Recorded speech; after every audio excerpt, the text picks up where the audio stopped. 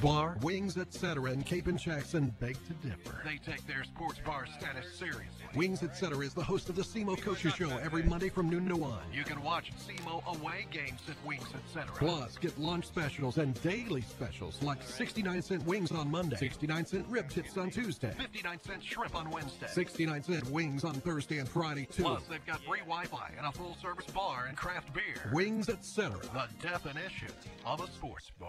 They are like no other. They're heroes, the brave, the ones who are always there. River Radio and JSD Surplus salutes our first responders, our police, sheriff deputies, firefighters, and EMTs. Join River Radio and LeGrand Brothers Transmissions, EVOMD, Missouri Men's Health, Shooters, Bug Zero, and Stone Mountain in our appreciation. While others run from dangerous situations, the first responders run toward the trouble. We encourage you to join River Radio and JSD to show appreciation for our great first responders.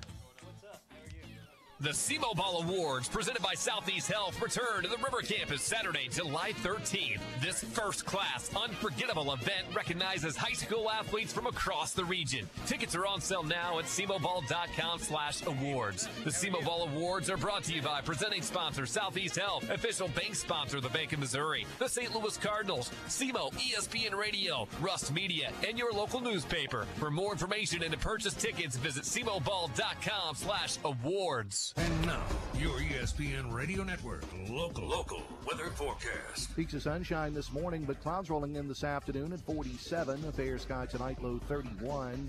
Clouds in the morning tomorrow give way to sunshine, 58. Midweek clouds in the forecast with a high 57. Could see some rain or freezing rain on Thursday. Thursday's high in the low and mid-30s.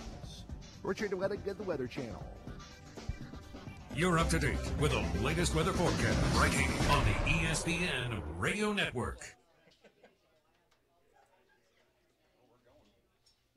This is Mike Golick for the best in local play. It's SEMO ESPN. This is a proud presentation of Mississippi.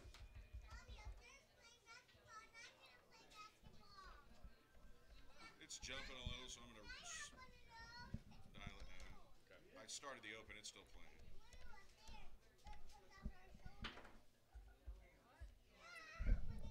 So watch the Red Hawks Coaches Show webcast live at SEMOESPN.com. Now, let's go live to Wings, etc. for the Red Hawks Coaches Show. Welcome in another edition of the Red Hawks Coaches Show. We are at our normal location, Wings, etc. We're in the Cape Girardeau location, and we'll be back here next week. So if you're making plans to join us, we hope you do. And we will be here until 1 o'clock today. We are here every Monday during basketball season and then into the spring season. We'll be talking Red Hawks baseball. We'll be talking softball and all of the spring activities as well. So once basketball season is over, we're still here at Wings on Mondays. We invite you to come out, join us for lunch, or if you're making dinner plans tonight, how about Wings, etc.? Where on Mondays, their award-winning jumbo wings are just 69 cents. That's for dine-in or carry out. Sometimes you're on the move. You can call ahead. They'll have it ready for you, and you can take it with you. They've got a full menu, more than just their award-winning wings. They've got freshly made burgers, and that is an extensive burger menu if you've ever eaten at Wings. They have wraps, subs, quesadillas, entree salads, smoked ribs, and much more. And don't forget about their ultimate nachos. That's part of their appetizer lineup. Their deep-fried pickle spears as well. And their daily half-pound lunch specials start at just $6.99. It's Wings, etc., the home of the Coaches Show. Now today, Coach Ray is out on the recruiting trail. Got to be out there recruiting, and we have documented over the last several weeks Coach Ray kind of telling us, all the miles that he's logging and the lack of sleep that has entered into his world. And associate head coach Adam Gordon is going to be our guest today. Sage Tolbert, Red Hawks sophomore. I don't know if we call him forwards anymore. Coach Ray, or freshman. Coach Ray, Coach Gordo, says you can't say forward anymore. The players don't want to hear forward. What position do we call Sage? Sage is he's a hybrid. How about that? Okay, covers everything. So if we, but apparently they don't like to be called bigs or post players or forwards. I mean, what's the reference now? Well, you never want to pigeonhole somebody, and I think when you say center, basketball's gone to positionless. You see the way the Warriors play at the highest level. and you got guys who can do different things on the floor, shoot, dribble. So when you call them a center, they think that means they're just going to be stuck on the block with their back to the basket. And Sage definitely is not that. He's a talented, can do many things, face up and drive you, and he can knock down mid-range shots. That's the thing. He's starting to knock down a lot more mid-range shots now. Yeah. And he did that, in his high school career and at prep school, and that's what he can do. So we're excited about his, maturation as a player, and he's kind of evolving and getting more confident in that. How big of an adjustment? Now, you've been around the game a long time, but for some guys coming straight from high school, now I know he played prep school basketball, so there is a bit of a buffer there moving from high school to prep school and then Division I. How big of a difference is it? How big of an adjustment is it? And, some guys can transition quicker than other guys. Yeah, it's a huge adjustment, especially for bigger guys, forwards, because at the high school, prep school level, he's probably used to being the biggest guy on the court every single time he steps out there. Now he's, average size for his position. So that's a huge adjustment, learning to go against guys that size, that athleticism, and with that strength every night. But he's done a great job. Really, all of our freshmen have come in and, acclimated pretty quickly. That's the thing. With as many freshmen as you play, how pleased are you with how they are adapting to Division I, and you've seen the evolution? Obviously, McLaughlin has been just absolutely outstanding in his maturation process. What are you seeing overall from the freshmen? Are you pretty pleased with how they're locking on to Division I basketball? I think they've been great. And, they all do it, kind of on their own timetable. And with Gabe, you saw, probably, mid-January, beginning of January, something clicked for him. Yep. And he figured out, I can do this at this level every single night. And he's been on a tear since then and hasn't slowed down. And so you just never know when it's going to click for those guys. But when it does, those guys are talented. They're pretty good.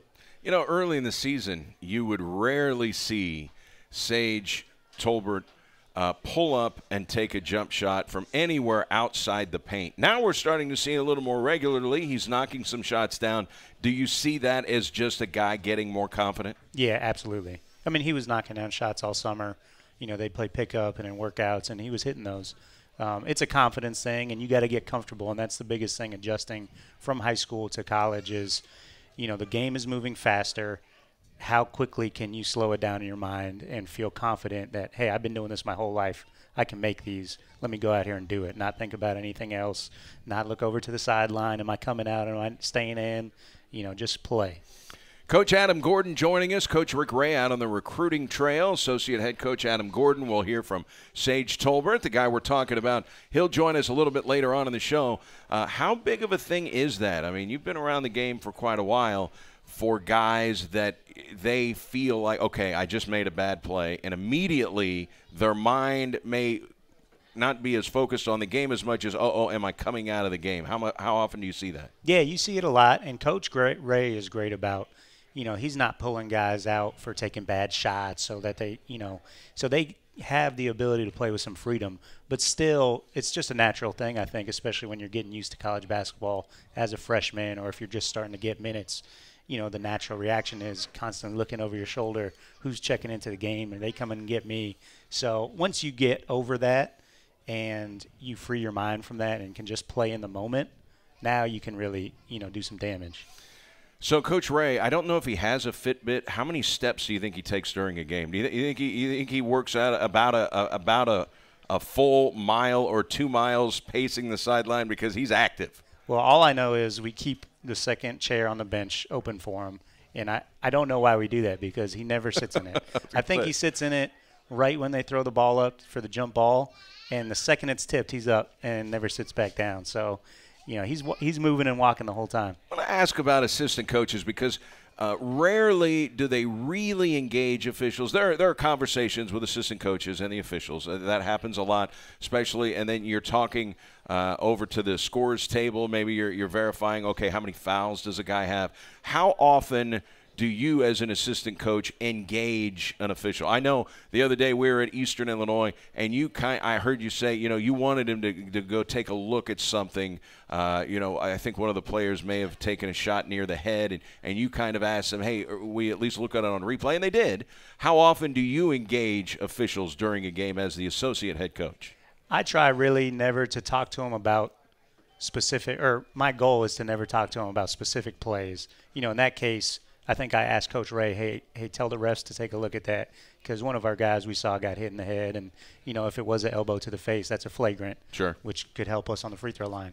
I do talk to them during timeouts sometimes, but it's usually just trying to get them to laugh, trying to get them to smile. Loosen up then. Yeah. It's not my role to be out there telling them, hey, you missed this, you missed that. And then I just personally, I don't believe in that. You're not going to get them to change a call. It's like arguing with the police. They're always going to be, they're right, yep. So just play within your framework, concentrate. And I think it distracts me if I start getting worked up about calls. I don't believe in blaming referees for losses. If I'm focused on that, then I'm not focused on our team and what we need to be doing better. And Coach Ray said on this show that he has made a conscious effort to engage officials less than he used to. Yeah, no question. He's done a great job with that, I think. And I've been with Coach Ray his whole head coaching career. So this is year. So you've seen the evolution. I've seen the evolution. And so what was it like when he first started at Mississippi State? How did that go? I'm here to tell you he has gotten way better at it. He's actually done a really good job this year of not, just leaving the refs alone. Let them do their job. I think, probably as a young head coach when he first started doing it, you're probably on the refs a little bit more, and it's, there's so much going on, and you want to win so bad that, you jump on them a little bit. But he really has, grown in that area. Do you see that officials might give a little bit more of a show of respect to a veteran coach than say, okay, like say Coach Ray starting his first year at Mississippi State, maybe he's really engaged with a referee, where the officials are like, this guy is a rookie. I mean, he hadn't even been a head coach very long. Where a veteran coach may get a little bit more slack than a young coach. Do you see that sometimes with officials? Honestly, I think refs try to call what they see. Okay. I think they're out there trying to do a good job and call the fouls that they see, and they don't call the ones they don't see. But when you are engaged by a coach, maybe the respect factor, is a little higher when Mike Krzyzewski's, addressing an official than, the guy who he's playing who might be from Siena. Occasionally, I think you can pressure a ref into giving you a whistle. Occasionally. And obviously, if it's Coach K or John Calipari, they probably can pressure refs a little bit better than – like you said, the head coach at Siena can. But for the most part, I think the refs are just out there trying to do their job, just like everybody else is. I wanted you brought up Calipari. I wanted to get your thoughts on this because a couple of weeks ago, Kentucky loses to LSU on a tip-in at the buzzer. The ball was clearly in the cylinder. Should have been basket interference, and the game would have gone into overtime. Now, I don't know if Kentucky wins it in overtime. They may not win it in overtime, but they won the game because at the moment there is not a rule inside of 2 minutes that you can go look at that particular play. You can look at seemingly endless numbers of scenarios. Okay, who did the ball touch when it went out of bounds? Let's go to the video. Inside 2 minutes. Was his foot behind the three-point arc? Let's go to the video. What was the foul committed on? Was there contact above the shoulders? They're going to the video for a lot of stuff. There are a lot of people after that game, including Calipari, that said, hey, maybe that's a play inside of 2 minutes, goaltending or offensive basket interference, that should be a reviewable play. What do you think? Well, first of all, I think it's above my pay grade. But I will say, like in any sport, even in like football, you watch the NFL playoffs or the Super Bowl, and they go back to the monitor, and there's certain things that they're allowed to see and overturn, and there's certain things, like you said, that they can't. I feel like if we're at the monitor looking at it, it should all be open to review. And I know that they were looking at it to see if he got the tip away, right, but not the goaltending part of it. And they obviously were looking at it and going, hey, man, that's goaltending. Right. But they can't say anything. Yeah, they're hamstrung by the rule book. And to me, that's not right. I don't know what the solution is. I'm sure if you open up everything to being overturned, I'm sure that opens Pandora's box to a whole other host of problems that I haven't even thought about. But to me, not giving it a whole lot of thought, if you're at the monitor, let's look at everything. With 8 minutes to go in a game, and it's a close call on who knocked the ball out of bounds, they're not going to the video because it's not inside of 2 minutes. But inside of 2 minutes, that's a magic mark in basketball where they will go to the monitor. Do you think that offensive goaltending or goaltending, which is a subjective call, but you're the official, you're the one making the subjective call, do you think that should be reviewable inside of 2 minutes? Yeah, it makes sense. It makes sense. Yeah. I think so, too. Yeah. I think John Calipari would like to. Like to see it happen. And you've convinced me just right now. Right. I'm on board. Let's do it. So Sage Tolbert going to join us in just a little bit. He just pulled up. So we'll see what he's got on the menu today. Al Myers is here, one of the he's the director of basketball operations. That's his official title, right? That's right. How's it been like working with him? And you probably heard a lot of Al Myers' stories. Yeah. Coach Ray and him have been buddies since they were kids. So you've probably heard a lot of Al Myers' stories. How's it been working hand in hand with him? He's got a tough job because nobody notices when everything goes smoothly on a road trip. But if one little thing bubbles up, then all of a sudden, that it's not an easy job. It's not an easy job. Al's done a great job with it. I think more than hearing Al Myers' stories, I think we've heard a little more Rick Ray stories from Al. From Al. So you're getting stories you never heard before. Exactly. But, no, he's done a great job, and Al brings – Al's been in the business world his whole career, and he's got a law degree, and so he brings a different perspective to our staff and a whole different skill set that we haven't had in the past. Assistant coach Keith Pickens, in his first season as a Red Hawk assistant coach, is consistently tweeting out videos of him making spectacular dunks. So he still has the hops. The word inside the Red Hawk community, people are still waiting for some Gordo videos, action videos. We're not really sure when those are coming. Can you help us with that? Well, Sage can tell you. I'm throwing down dunks every day after practice. Right. I'm just not a self-promoter. So, if they happen to catch it on film, they catch it. But I'm not going to tweet my own videos of me dunking. But he gets a lot of retweets with those dunks. He does. No, Coach Pickens is very impressive. And we play, so most people probably don't know this, but when we go on the road to play, a lot of times we'll go play a pickup game with the other team's staff the night before the real game. Really? And Coach Pickens dominates. We have a really good team. Between him, Coach Nick, and Kevin, our GA, who's a lights-out shooter. Well, Brady, if you would come on the road, I'm sure we could use you. But you're never there with us. Now, he played college basketball. Brady, we got a jersey for you. We need you anytime you want to play. But so did his wife, and the only one in the Hall of Fame in that family is his wife and not Brady. I mean, maybe a little-known fact. Oh, he did get Brady's in. Okay, a late entrance. Congratulations He's to Brady in. Congratulations to Brady. She still has bragging rights. Who got in first probably would be the conversation topic now. That's right. But he's in. He's in the club. So that's what matters. That. Yeah. Athletic Director Brady Barkey is here. And when you talk about guys who are pretty good lights-out shooters on the coaching staff, Nick LeGrune would fall into that category, right? Nick can definitely knock down shots, but Nick is a slasher. Okay. At heart, he's a slasher. He's getting to the rim. You can't stop him. He is extremely athletic, very, very quick. If I'm playing him one-on-one, first of all, he's going to beat me. But second of all, I'm giving him the jump shot, and I'm trying my best to take away his drive. But I'm going to be unsuccessful because he's way faster. Well, the thing is with LeGrune, he's at his playing weight still. Yeah, I think he's a little heavier. Okay, you think so? I think he's a little heavier. I don't know where he's putting it because he's pretty thin. Yeah, no, he's in good shape. He's lean, and he is, like I said, he is a freak athlete. He really is. See, a lot of people, they only see the assistant coaches in a suit on game day, on the bench, and, that's their exposure. You guys do so many things, and I know one of the things that you do is you're always out there with players while they're shooting, and you are rebounding and popping it out there. And how many hours a week do you think you spend individually with guys who just want to go out there and shoot? Yeah, I mean that's the best part of the job to me is working with those guys individually and helping them, get to that highest level that they can get to. So lots of hours. Once the season starts, you have to kind of scale that down a little bit. You don't want to overwork them, but yeah, those are the best times, is just being out there one-on-one with one of your guys and helping them hone their craft. All right. How would you describe Sage Tolbert's jump shot and how it looks as he takes the jump shot? Because Coach Ray has commented on this, and if you're out there working with him as he's shooting the shot, a description of maybe what because we talked a lot about it last year with Daniel Simmons. Now Sage Tolbert has the mantle of the unusual-looking jump shot. Let's put it that way. Well, look, if it goes in, this is my philosophy. Right. If it goes in, then it looks great. It looks great. Keep doing it. Daniel had an unusual jump shot. He led the OVC in three-point field goal percentage. The best percentage. three-point shooter in the league. So, to me, that was the best-looking shot in the league, right? Right. It went in more than anyone else's. So cosmetically, though, if you watch Daniel Simmons shoot, if you were just out, it was the first time you'd seen him, and you're an assistant coach, and you see him put up that shot, you would probably say, what is that, right?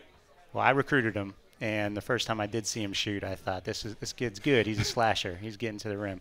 But really, when you break down Daniel's shot, his release is perfect. Yeah. The beginning of it, it's a little bit over his head.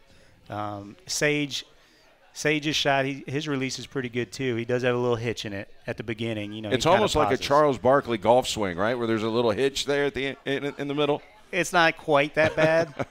No, but Sage is look, he's been shooting them with confidence the last few games, and they've been going in. He was 6 of 6 from the field at Austin Peay the other night and scored 14 points. And, you know, as long as he's got confidence and it's something that he works on, which he does, then I'm good with it. I mean, he is getting much more accurate taking the shot. Looks like he's getting more confidence in stepping out, taking further shots. And then at Murray State on Saturday night, hit all 3 of his free throws. Which is great. And, again, I just think it's the confidence. I think you're seeing his confidence grow and grow. And, you know, he can knock down free throws. Just early on, I think it was a mental thing, and now he's kind of overcoming that, and you're seeing it come to fruition in games. It's interesting. And, by the way, it's Coach Adam Gordon, associate head coach for the Red Hawks, Coach Ray, hot on the recruiting trail. Sage Tolbert is here, and we're going to be talking with him. He's giving one of the lovely Wings, etc. Ladies his order at the moment, and so his food will be arriving soon. We'll find out exactly what Sage picked on the menu when we have him on the show. When you look at the Murray State game and how athletic they are in the front court, how tough of a matchup. I mean, everyone knows about Ja Morant, okay? Murray State is more than just Ja Morant. They've got some tough matchups up front, don't they? Yeah, they're a talented team, and Ja Morant is the type of player that makes everybody better on the court. You know, we had a guy like that a couple years ago in Antonius Cleveland who he was really, really good. But the best thing that those guys do is they make everybody better and raises the level of everyone's games. And Murray State, those guys are talented, but he makes it easy for them, you know, which is why that's why he's a lottery pick, because he makes the game easier for everybody else. When you saw him last year, I mean, I've heard Coach Ray say, you know, he probably was as good last year as he is this year. But he had guys like Jonathan Stark and Terrell Miller. He had to defer because, I mean, let's face it, Jonathan Stark led the league in scoring. Terrell Miller, top 5 scorer in the league, so he kind of deferred. But when you saw him as a freshman last year at Murray, did you think top 5 lottery pick at all? I didn't think top 5 lottery pick. I thought he was a pro, but I didn't think he was a top 5 player in the, you know, projected top 5 player in the NBA draft. We had Marty Mischow on our Sports Huddle show this morning, our Sports Talk show, and he said he found a Sports Illustrated article, and I haven't had a chance to Google it yet. I really want to, about Ja Morant, and basically saying Murray State was like really the only school for a while that was on him when he was a junior in high school. All these other bigger schools just totally missed. How rare is that for the Power 5 conferences to miss on a guy like that? Yeah, I think you see it a little more often, but maybe not somebody of his athleticism and size for position. A lot of times you see mid-majors end up with really good players who go on to have great careers and could play at a high major level, but usually maybe they're a little undersized, maybe they're not quite as athletic. But Ja Morant's a 6'3", 6'4", super athletic point guard. So he's got size for his position and he's got the athleticism. So it is rare, but he played, you know, he grew up in a rural area of South Carolina. He didn't play on a major AAU team. He played on a very small one that didn't get the exposure. And so, yeah, this summer going into his senior year, he really didn't have much. And Murray did a great job of – they actually went out there to recruit the shooter on their team, Tevin Brown. Tevin Brown. And when they were going to watch Tevin Brown, they happened to see Ja Morant, and he caught their eye. And how about the rest that? is history. Yeah. I mean, I bet you as long as you've been around the game – and as many recruiting visits as you've made, really know a whole lot about him, then all of a sudden you're like, okay, we're going to recruit this guy, and he ended up having a great career.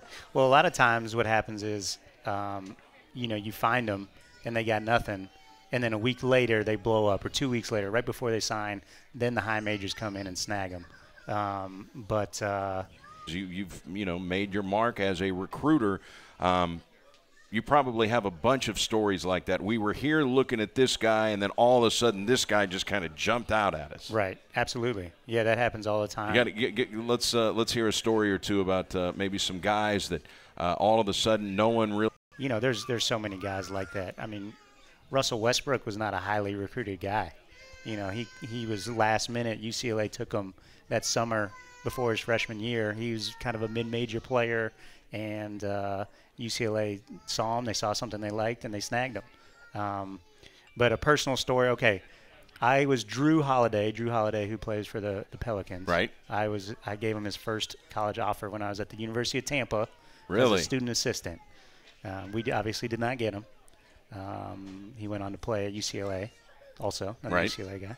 But, yeah, there you go. I saw him. I thought he was really good. Gave him his first offer, and that was that. See, that's exactly the kind of stuff right. that I'm talking about. So you say Russell Westbrook. I have heard some people compare maybe Ja Morant's game would be – I'm not saying he's Russell Westbrook, similar to Russell Westbrook's game. What do you think about that? And, Westbrook is more physically strong and muscular. I don't see that out of Morant. He's certainly athletic, and I don't know that maybe he shoots the ball as well as Russell Westbrook does. What do you think?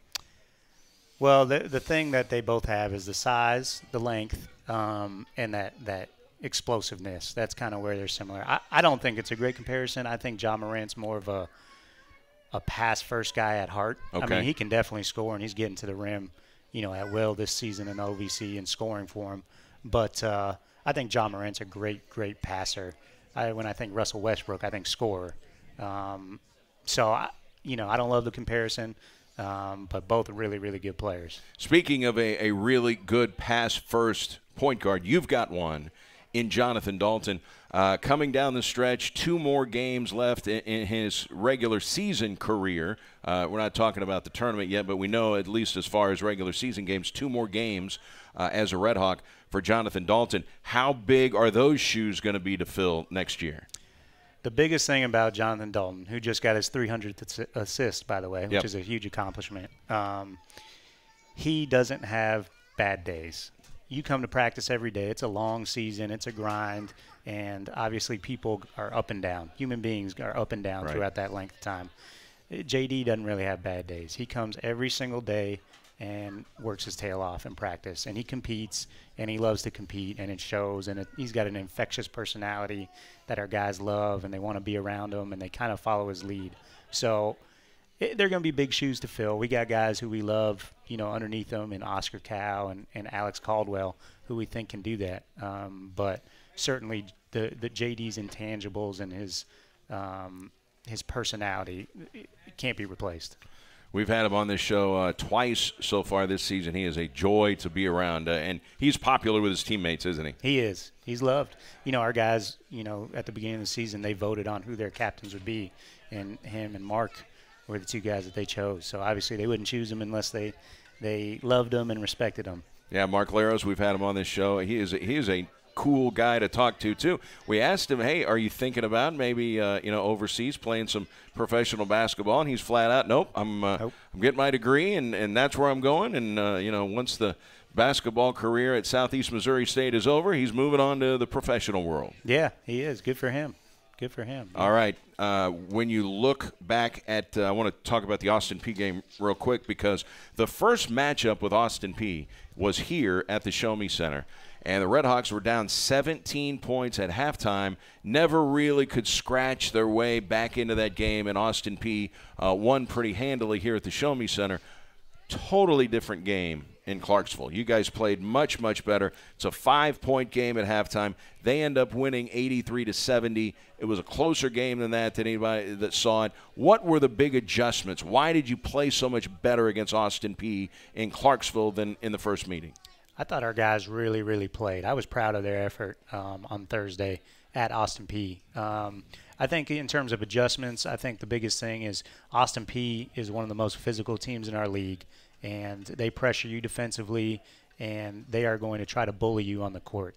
And I think the first time we played them, I think their intensity and physicality shocked us a little bit, and that's why we got down so big. And I do think the second half of that game, we kind of turned the tables a little bit and started to compete with them and showed that we can play. And we made a run and cut it, I think to single digits, at least to like 10, or it was manageable before they eventually pulled away.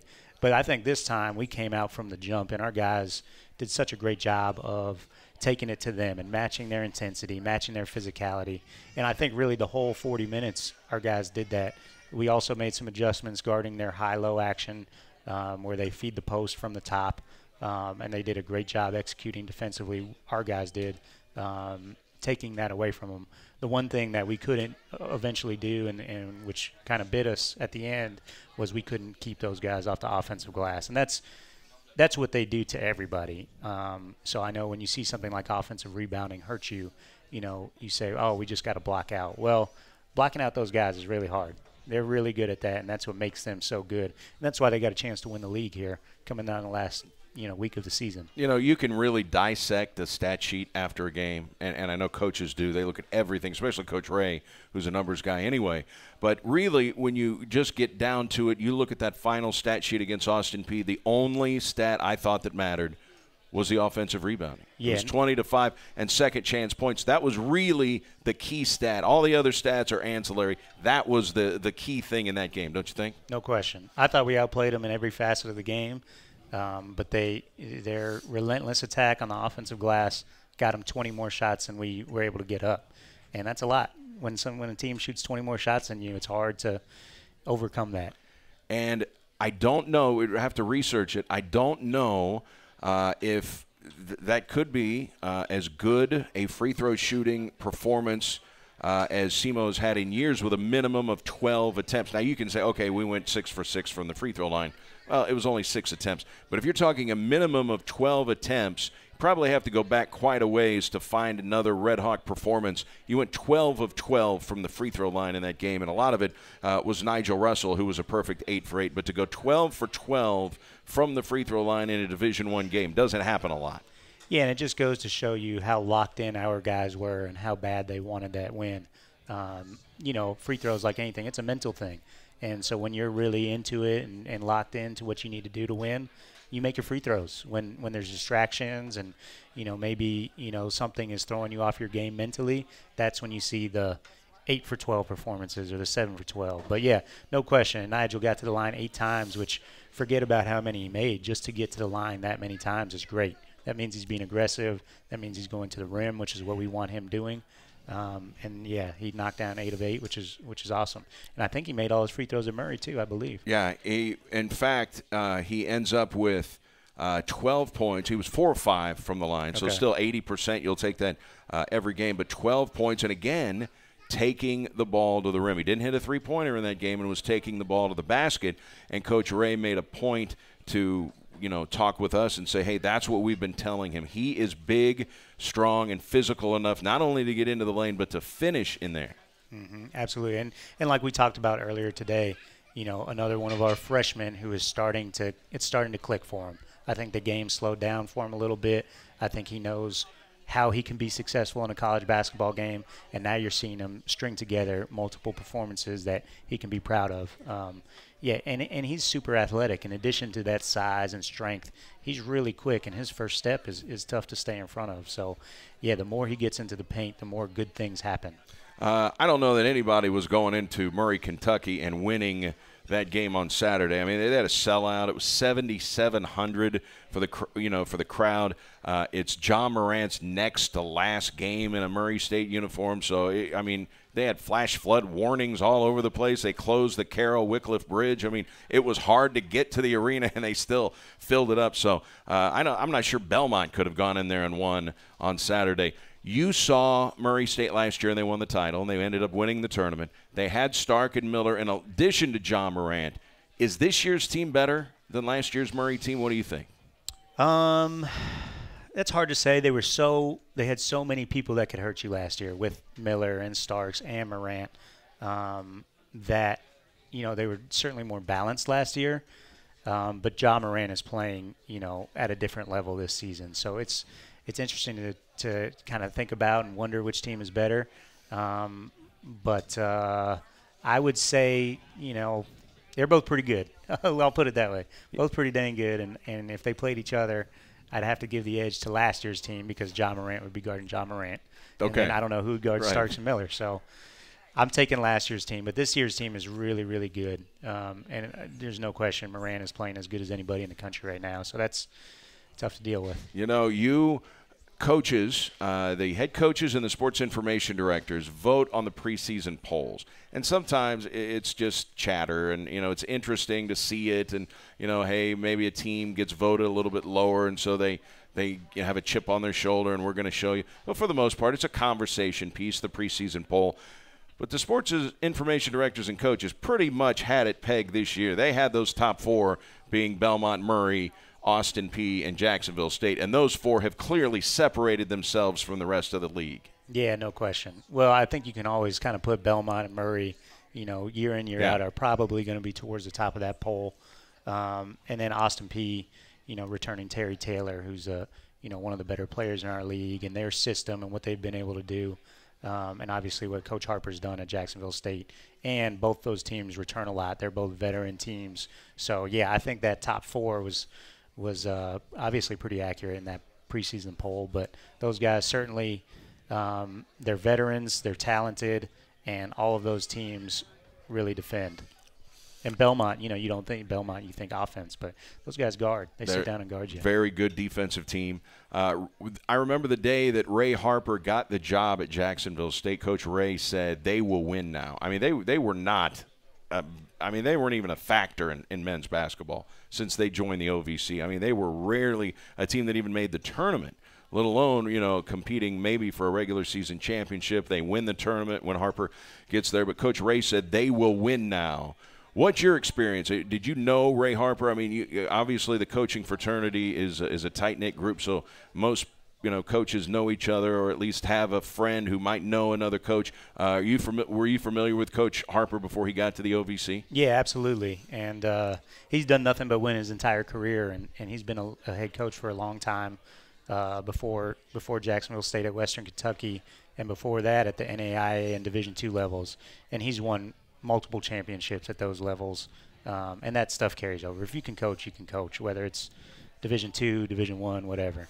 So Adam Gordon, head coach. All right, is that do all coaches want to at some point maybe be a head coach? Some, hey, I love what I'm doing now.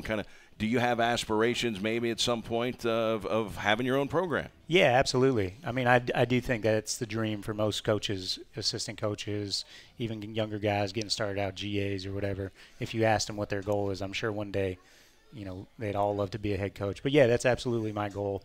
I love what I'm doing. I love working with Coach Ray and at SEMO. It's a great atmosphere.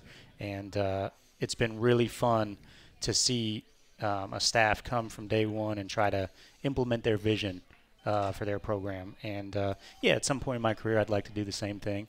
But, when that is, who knows? Now, we don't want to say it in front of Coach Ray. We don't want him to get the big head. But you've been around him for a long time. If you're around him for any length of time, you find out very quickly he is a smart basketball guy, man. He just knows the game. You're around him as much as anybody. Do you still sometimes just say, man, this guy really knows basketball? Yeah, and it's funny because we'll both watch film of our games and then come back and talk about it. And, sometimes he just sees things, differently than I do. A lot of times he sees it, better than I do. But he's an offensive-minded guy, and there's no question, I think, he's far advanced offensively than I am personally. He sees it. He's been around some great basketball. He's been around some great coaches. And there's no question he sees things quickly and picks them up. The late Al McGuire, who coached at Marquette, famous for a saying that he had, and you're dealing with a lot of freshmen on your roster. His famous quote was, "The best thing about freshmen is they'll be sophomores." How true is that statement? And that right now, your freshmen have enough games under their belt where you can kind of say, hey, they are almost sophomores now. Yeah, no question. I think players make a jump every single year that they're in your program, and one of the biggest jumps is from freshman to sophomore. Again, you see as freshmen, you get a glimpse of what they can do, but you usually get a lot of up and down. You get some inconsistency. Their sophomore year, they settle in usually, and you get a little bit more consistency. And that's what you want. You want to be able to know, what you can count on night in and night out. So, yeah, absolutely. There's a lot of truth to that. All right, Sage Tolbert is going to join us here coming up after the commercial break. He's digging in at his lunch. Looks like he's got the boneless wings, but we'll ask him when he's up here. Tell us about the recruitment of Sage Tolbert, who went to prep school coming out of high school. He didn't jump right from high school to Division I. Played at Combine Academy. That's in Charlotte, North Carolina. He's originally from Texas. Mm-hmm. So tell us about the recruitment of Sage Tolbert to SEMO. So I got to give a shout-out to a former Red Hawk. I don't know if Sage knows this. I think he does. I think I've told him. But our former GA, Jonathan Ortiz, who now unfortunately works at Tennessee Tech. We won't hold that against him. Some of us might. Well, yeah, sure. He said, Gordo, you got to take a look at this guy. I just saw a highlight of this kid, Sage Tolbert. He looks like he's pretty good. You need to call on him. And we get stuff like that all the time. Sure. And, sometimes like, yeah, all right, whatever. But I took a look at it, and I was like, okay, you're right. Pretty athletic. And at the time, we were looking for an athletic forward. And I happened to know the guys at Combine and called him up and, asked him about Sage. And they all raved about him as a player and as a person. We started to dig in a little bit deeper to it. Turns out Nigel Russell, who was already on our roster at that point, knew Sage personally from growing up in Texas, and so we had a connection there. And we sent Coach Ray down to Myrtle Beach to watch Sage. That was a tough recruiting trip for him, I'm sure. Yeah, It's so hard to send Coach to Myrtle Beach. I think it's 75 degrees there today. But no, Coach went down there, watched Sage, loved him, and we got involved, and we're really fortunate to be able to have gotten him. And, Eric, I don't know if you know this, but on his official visit, we brought him, not to this location, but to the Jackson Wings, etc., to the coach's show. So that may have sealed the deal. Him and his mom sat. We ate wings, probably boneless wings like he has today. And he sat back and listened to you and Coach Ray up there talking about SEMO hoops. And I think that's what put him over the edge. He'll have to tell you himself. Yeah, we'll have to ask Sage. I hate to interrupt him because he looks like he's enjoying his wings, etc. lunch, but we are going to interrupt him. And we'll check in with you for the last segment, talk about the home games coming up. The final two games, senior night, will be against Belmont. We'll talk about that after we talk to Sage. Sounds good? Great. All right, that's Associate Head Coach Adam Gordon. Let's take a timeout. We'll talk to Sage Tolbert. He'll join us when we return to Wings, etc. in Cape. It's the Red Hawks Coaches Show. We make a sports bar, Wings, etc. in Cape and Jackson beg to differ. They take their sports bar status seriously. Wings, etc. is the host of the SEMO Coaches Show every Monday from noon to 1. You can watch SEMO away games at Wings, etc. Plus, get lunch specials and daily specials like 69-cent wings on Monday, 69-cent rib tips on Tuesday, 59-cent shrimp on Wednesday, 69-cent wings on Thursday and Friday too. Plus, they've got free Wi-Fi and a full-service bar and craft beer. Wings, etc. The definition of a sports bar. They are like no other. They're heroes, the brave, the ones who are always there. River Radio and JSD Surplus salutes our first responders, our police, sheriff deputies, firefighters, and EMTs.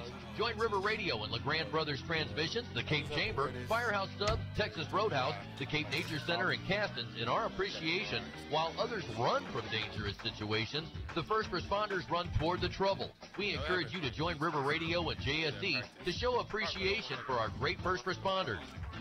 And now, your ESPN Radio Network local weather forecast. Peaks of sunshine this morning, but clouds rolling in this afternoon at 47. A fair sky tonight, low 31.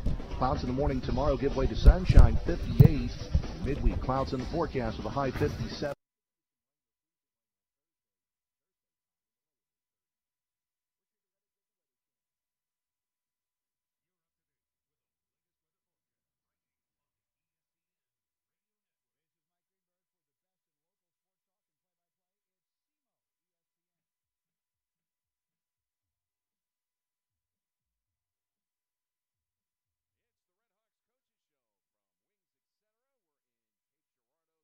We'll be back in the Cape location next week. We'll hope you can join us. Still time to join us for lunch. And don't forget their daily half-pound lunch specials start at just $6.99 here at Wings, etc. And check out their appetizer lineup that includes their ultimate nachos, their deep-fried pickle spears, and their award-winning jumbo wings on Mondays. On sale, just 69 cents.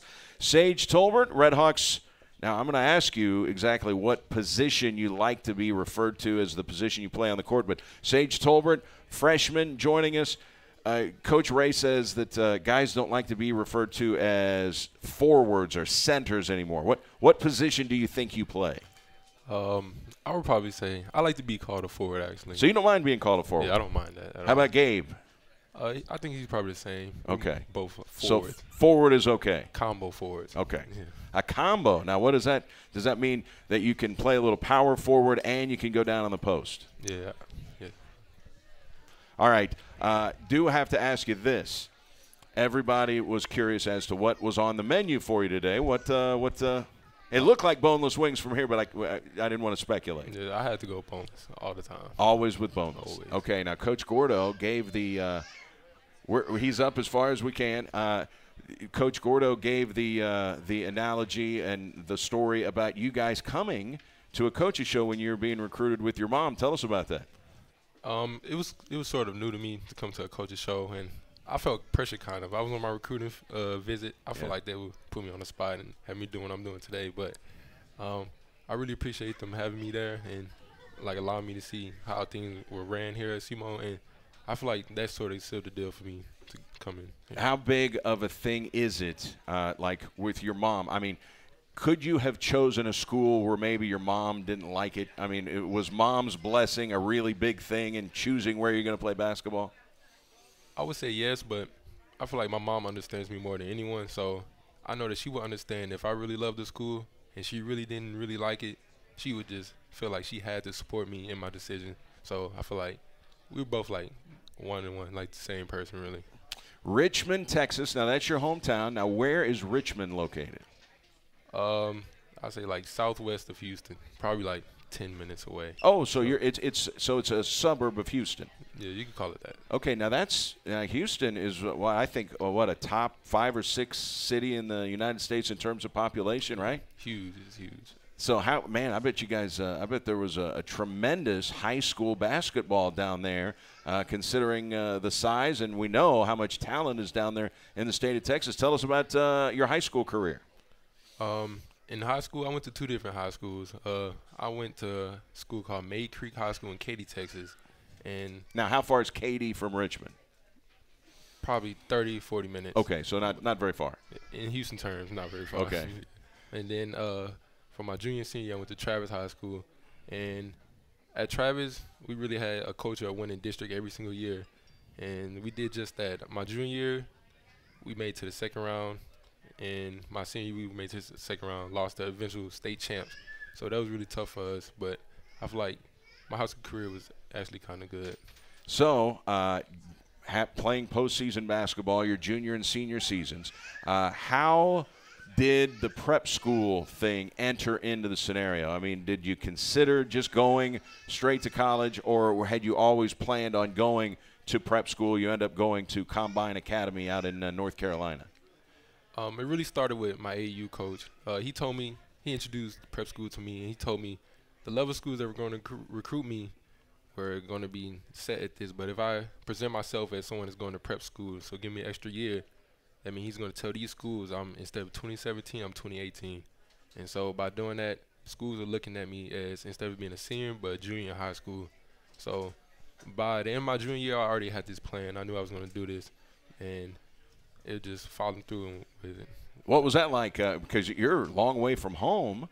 You're a long way from home here in Missouri, but it's even further out in North Carolina. How was that transition where all of a sudden you've lived in Texas and now you're way out on the East Coast?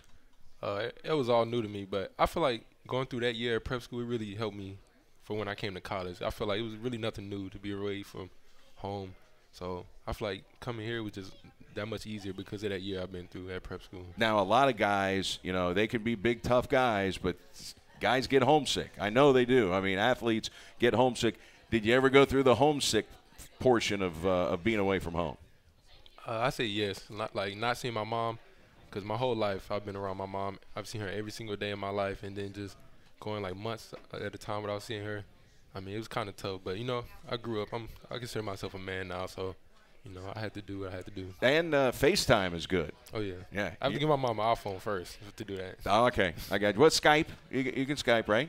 Facebook. She likes Facebook video. Okay, or whatever you can do Facebook video, but a chance where you can still get to see your mom, even though you're hundreds or even over 1,000 miles away when you're out in North Carolina. What was it like at Charlotte, North Carolina? My brother is a veterinarian. He is a small animal surgeon, and he's got a practice in Asheville, North Carolina. So I've been there. I mean, it's a nice place. Last year we played at North Carolina Central. You know, you were still playing. I don't know how far away we were from you when we actually played at North Carolina Central. What was it like playing out in Charlotte? I mean, it was like a new area of the world to me. Like basketball was different there, I felt like, but I feel like it was tough, and I really made the best out of the situation I was in. I mean, there was a lot of things that were presented to me, and I just kept moving forward, and I just knew this is where I wanted to be. I wanted to be at someone's college playing basketball, and that's what it turned out to be. Okay, now tell us about the first contact that Southeast had with you, and about them recruiting you and coming here and seeing Cape Girardeau and seeing the Show Me Center. You said the first contact? Yeah. The first time I talked to any coach was when Coach Ray, he didn't even contact me or anything. He came straight to the game to see me, and I played well that game. He talked to me afterwards, and he was just really straightforward. I want to recruit you. I want you to be on my team. And, I really respected that, because a lot of coaches like to beat around the bush, but how direct he was, I just really liked that about him. And he kept talking to me, and then I would talk to more coaches. He introduced me to Coach Gordo, and I just knew I wanted to come on a visit. And when I came here, I just knew it was the right decision. So I canceled the rest of my visits, and I just committed here. I knew this is where I wanted to be. All right, we got to ask you. We see these videos of Coach Pickens dunking. I'm sure do you follow him on Twitter, so you get you get to see all the videos. You probably see him dunk in practice, firsthand. Who's the best dunker on the team, and you can include Coach Pickens on that? I say myself. Okay, so you're taking the mantle of best dunker. I think we had Gabe McLaughlin on here. He claimed he was the guy in terms of being the best dunker. You guys ever have a dunk off? We had a light dunk contest in the summer at the kids camp, but I feel like I did some better dunks than him in that. So you got robbed, is what you're saying? I got robbed. Yeah, I understand it. We hear that Alex Caldwell performed pretty good in that dunk contest. He did. I mean, how about that? Well, you just look at him, you think, oh, this guy's not going to be. He's not going to be a dunk master. He can get up, can he? Yep, he can. He really can, especially for his height. He gets up. He gets up. How worried was everybody when he went down with his knee? Now, the good news is it's just a sprained MCL and a sprained ACL. But, man, you never know. I mean, you see guys, they just plant and all of a sudden their knee buckled. You never know, how bad a knee injury is. How did it look at the time, and how worried were you guys? And then how happy were you when you got the good news that it was just a sprain? I mean, when it happened, I know me and Alex are really close. So I talked to him, and I just knew that if it was really bad, he would have been really down. So, just the way he was talking, he was just still up, and he was just full of energy still. I knew that it can't be that bad. I've just been trying to help him stay positive throughout the whole situation. That's fantastic, and we're excited that it was not a major injury for Alex. How exciting is he? Boy, he's got a chance to be a really good player for you guys. He brings a lot of energy to the team. Probably the most on the team. And, see, that's an underrated thing, I think, as far as some people are concerned, bringing energy to the court. I mean, that's a big key for a basketball team, isn't it? Yes, sir.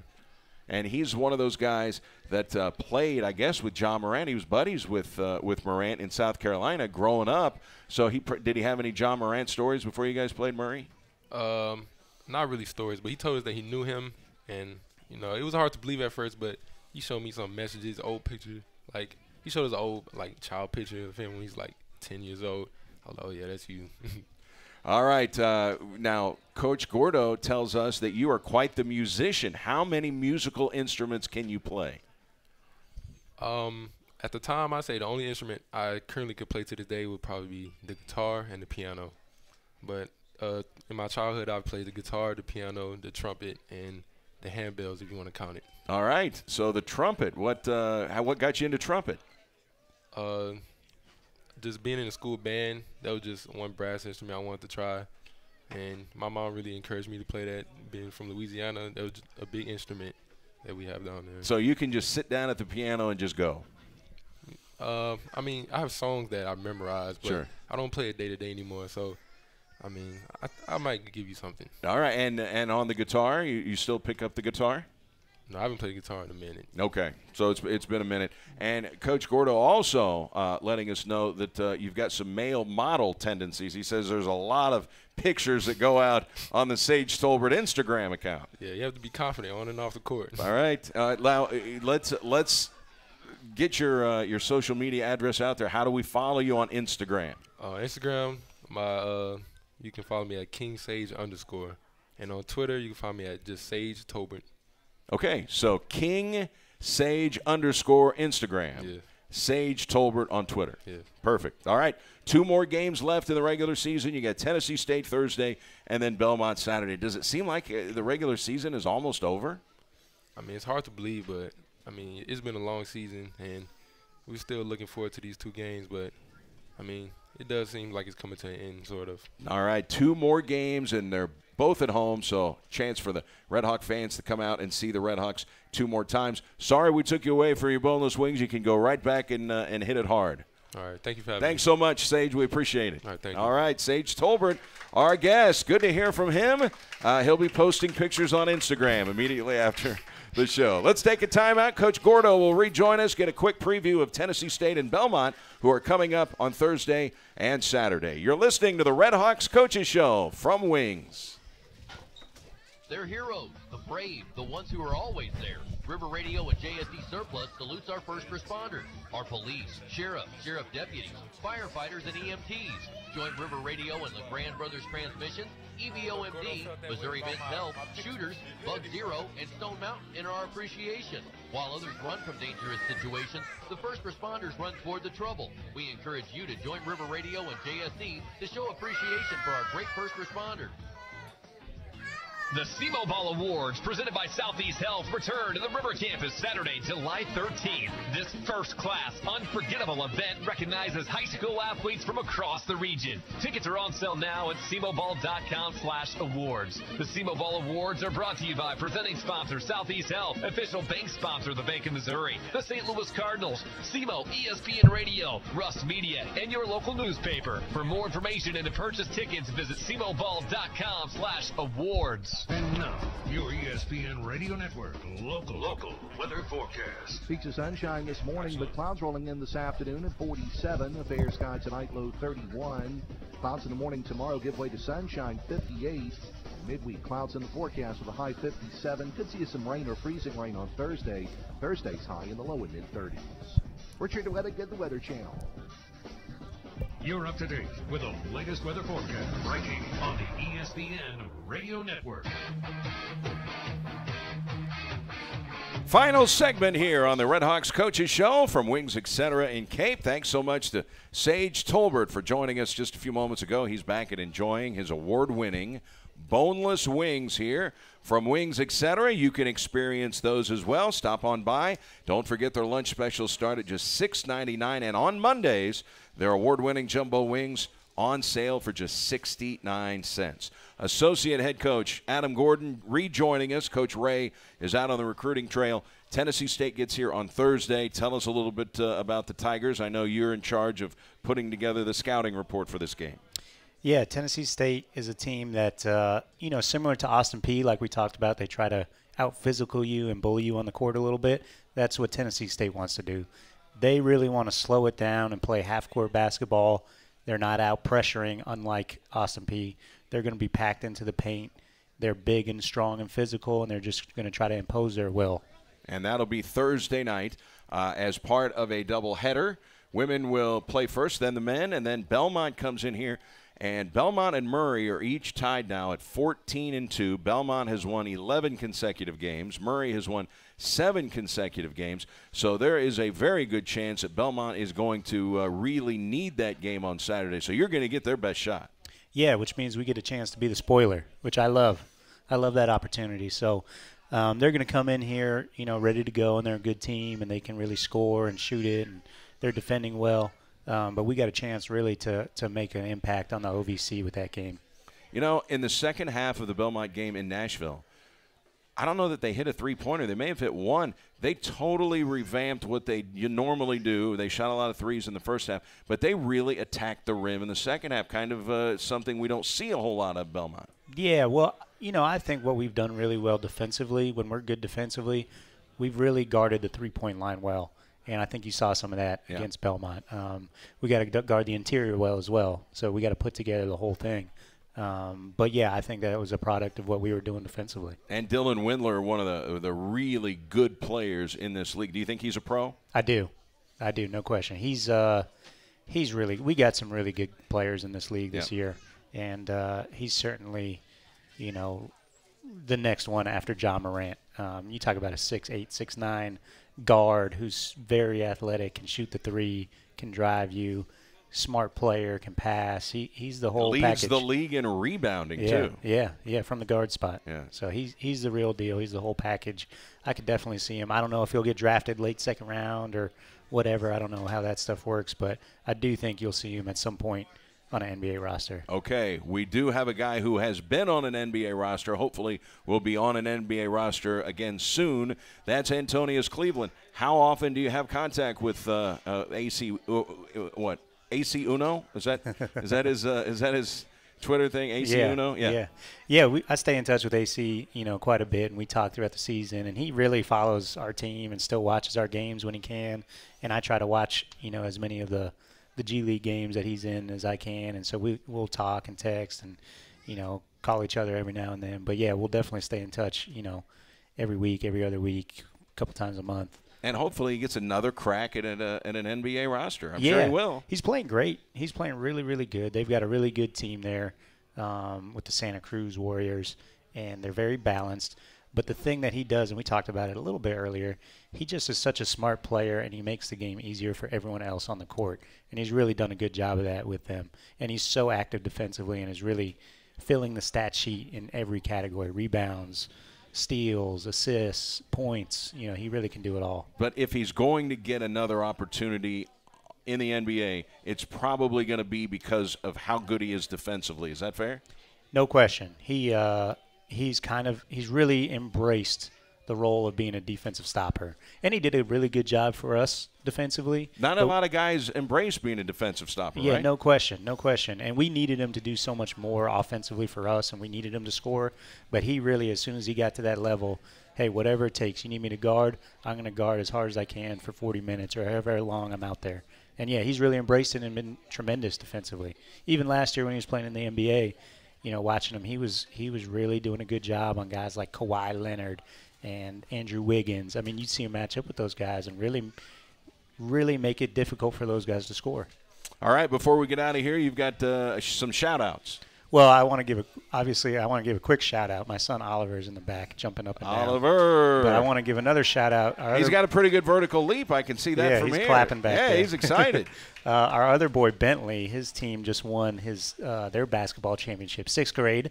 So they won their championship, and he's excited. So, yeah, quick shout-out to Bentley. Congratulations to Bentley and his team. Coach, we appreciate your time today, and we'll see you over at the Show Me Center on Thursday. Appreciate it. Thanks, Eric. That's Coach Adam Gordon, and that will do it for the Red Hawks Coaches Show here from Wings, etc. Thanks to Mike Rennick and Dean Field, our engineers on site. Appreciate that. We'll get you to the Stephen A. Smith Show on ESPN Radio coming up. And don't forget, Red Hawk Baseball. Tomorrow night they'll be playing the #1 team in the nation. They'll be playing at Vanderbilt tomorrow at 4:30. You can hear it right here on SEMO ESPN 1220. We say so long from Wings. Stephen A. Smith is coming up next.